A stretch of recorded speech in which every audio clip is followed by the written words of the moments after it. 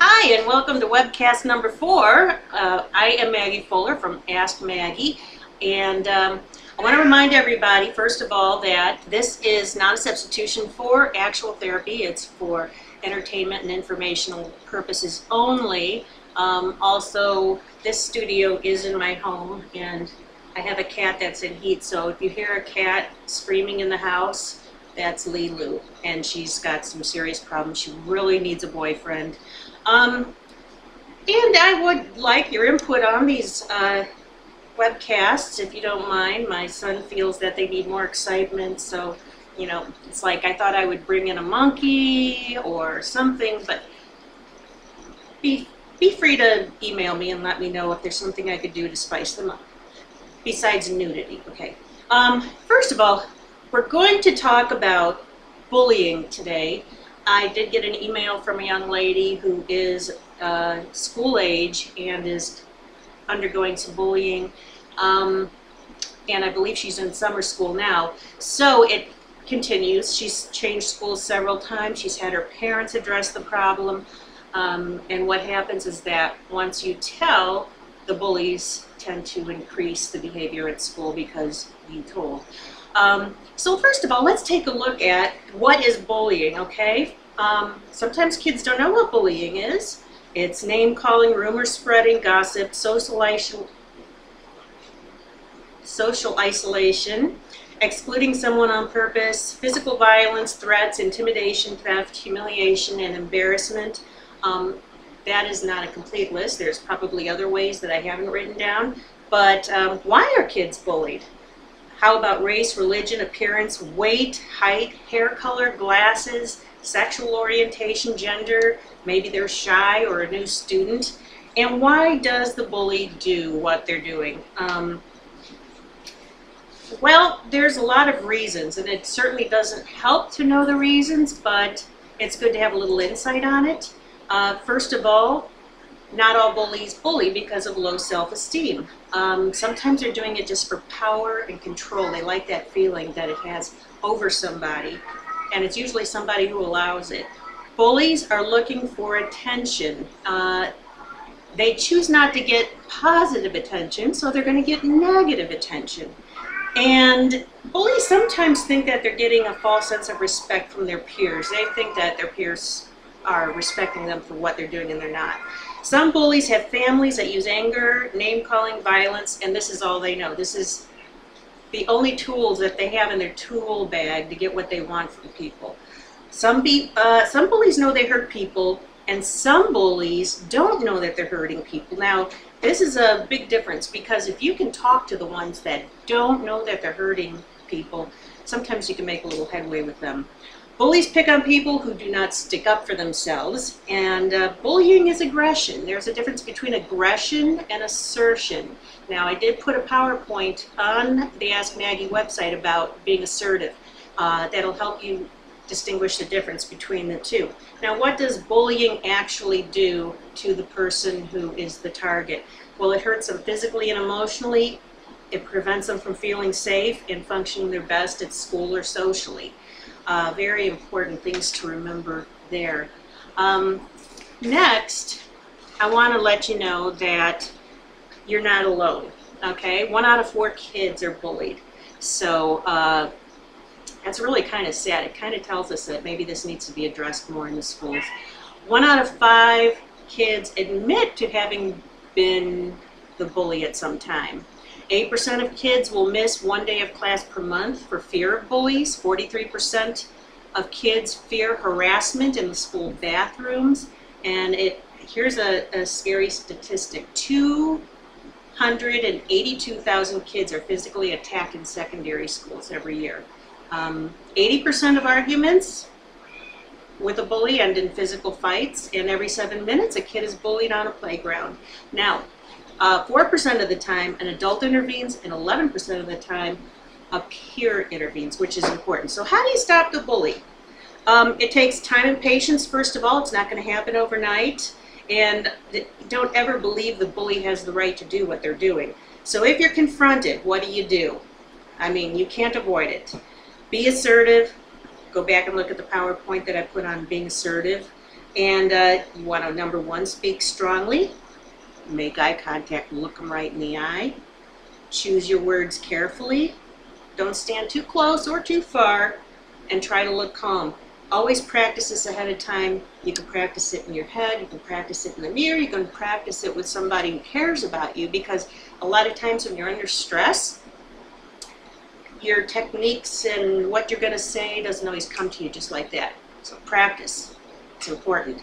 Do not attack the person in retaliation. They love reactions. They love upsetting you. Time to look at the monkey again. Okay. Show confidence and indifference to their behavior. So if you are not giving them the reaction that they want, it's not going to satisfy them. Their prize is your reaction. There's strength in numbers, and research has shown that peers are the most effective way to stop bullies. So get people on your side and let them know what's happening. All your friends, even kids who you just consider peripheral friends or acquaintances who you know are good people, get them on your side, let them know what's going on. If they're good people, they'll back you up. And take away things that trigger the bully. For example, if they like to steal your lunch money, bring a brown bag lunch, make it less attractive. Walk away or use humor. That's a good way to show confidence and that they're not going to get what they want from you. Build your own self-confidence. Self-confidence is very important when dealing with bullies. You can do this by improving your skills, by doing extracurricular activities, anything you enjoy or anything you're good at. If you feel good about yourself, it's going to show on the outside, and you're going to be less of a target. And use your posture. Practice walking confidently, put your shoulders back, head high, and make a facial expression that means you mean business. Practice making a mean face. Ah. Okay, maybe not that one. But don't have a victim face, is what I'm saying. Practice maybe something that looks a little scary. Okay, and finally, make sure that your Facebook profile picture shows how strong you are, okay? Don't show a picture that makes you look weak. Make sure your posts reflect how strong and confident you are, and all your pictures that are on there too. This reflects how you feel about yourself in addition to how other people are going to see you. If other people see you as confident, then they're going to treat you better and you're going to believe you're confident. So sometimes Facebook can be a big help. Also, let's talk about cyberbullying. You can always turn the computer off, and people will tell you, especially adults, will say, oh, just turn the computer off, don't go on there. That's like saying don't go out of your house, because when you go outside your house, you're going to get bullied. There are things you can do. You can report the person, and the authorities can shut down their internet, or their parents can take away their Facebook or whatever, but there are ways of handling cyberbullying, but that's a completely different topic right now. Number one thing you need to remember is that you should not be expected to go this alone. Always feel free to email me and vent if you need to. Sometimes venting helps a lot for people. And if you feel you're being hurt emotionally or physically, it's not tattling, it's reporting. If you're being hurt, it's reporting, not tattling. Keep a journal. This is so important. Write down who bullied you, the date and approximate time, the place where it happened, and what they did, okay? This is really important. Why? Because you're going to need it later. Write down how it's affecting you, like in your grades, your attendance, physical symptoms. Are you getting headaches? Are you getting stomach aches? Do you feel angry, fearful, sad? Write it down. For one thing, writing it down is like venting. It helps get it out of your system.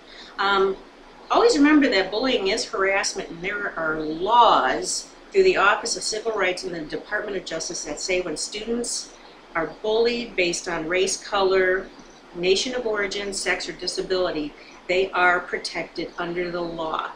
Always remember that. Now, after you've got this journal of what is going on, you're going to tell your teacher. Oh, you always tell your parents first. See what happens with that. Tell your teacher and bring the journal with you. And then you write down the date and the name of the teacher when you spoke with them when you had the meeting. That's important. Ask the teacher what they plan to do to keep you safe and write that down. Okay? See how that goes. The next step, if you're not getting results, you go to the principal. You bring the journal again, plus the name and date of the teacher you talked to. Okay? Now, you ask the principal what they plan to do to keep you safe. Write down the date and the name of the principal. Hopefully, at that point, you've got some results. Now, if this continues, you may have to go a little bit further, and this may require the help of an adult. So, sometimes it actually goes to this point, and I have seen where it has gotten to this point, but you have an adult help you write a letter to the school board. Every school district has a school board or their Board of Education, and you write down all the facts, again with whom you spoke with, being the teacher or the principal, and the dates you talked with them, and the results. So you say whether or not that the harassment continued or it got worse, and then ask them what they plan to do about it and get it in writing.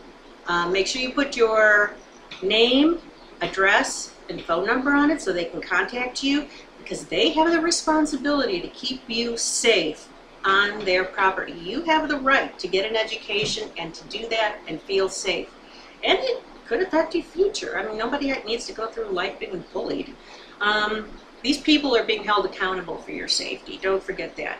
And they can expel, suspend, or make some type of consequence. They will get resolutions because they're responsible. So what are some other ideas to deal with bullies? Okay, you can have your parents talk to the other parents. Sometimes when parents do that, it works. Sometimes the parents are nice. Sometimes, like I said, they might come from abusive families, and your parents might realize that these parents are bullies too.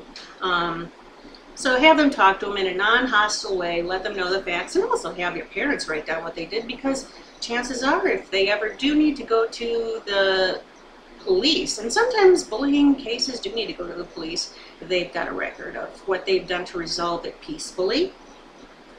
And stand up for other kids who are being picked on at school. Why? Because you're building allies, number one. And number two, like I said, sticking together is important. By having peers, you are deterring bullies. By having them together, they'll pick on somebody alone much more easily than they will pick on somebody in a group, or even with one other person. Also remember that eventually you will see this person as an adult. And I hear stories about people meeting people in high school reunions or out on the street, in the business world, and chances are sometimes these people apologize for being such a jerk when they were in middle school or high school, or you realize that their life has turned out very badly and you end up feeling sorry for them. So these people eventually do mature. Sometimes somebody straightens them out. A lot of them end up in prison, come to think of it. Oh, time for the monkey. There's the monkey. Okay, so don't give up. That is the most important thing to remember. Keep control of yourself. And I am going to put a website called stopbullying.gov. That is a government website that covers everything that the government knows about bullying. But generally speaking, the government is a bully, but they are trying to help kids. Next time around, I think we may talk about confidence and women. There's quite a few other topics for us to cover, and for my little friend who wrote to me, I want you to stay in touch and let me know what's going on. Make sure that you are keeping a journal of your feelings and all the facts that are going on. Bullying does not stop over the summer. It continues. So stay in touch with me, and if you need to, tell your mom and dad that you want to go and talk to a counselor, because like I said, this isn't a substitute for counseling. This is just me. I am a licensed clinical counselor, but this is only for educational purposes, to give you some ideas on how to deal with things, and maybe you can help other people too. But for everybody else, I hope you are going to send me more emails at askmaggie@hotmail.com and continue to write and give me some ideas of things that will make the webcasts better. Look at the monkey! Oh, monkey, monkey, monkey. Fortunately, Lilu wasn't too loud, and we didn't have too many problems. But anyway, I want to thank everybody for watching, and keep up the good work.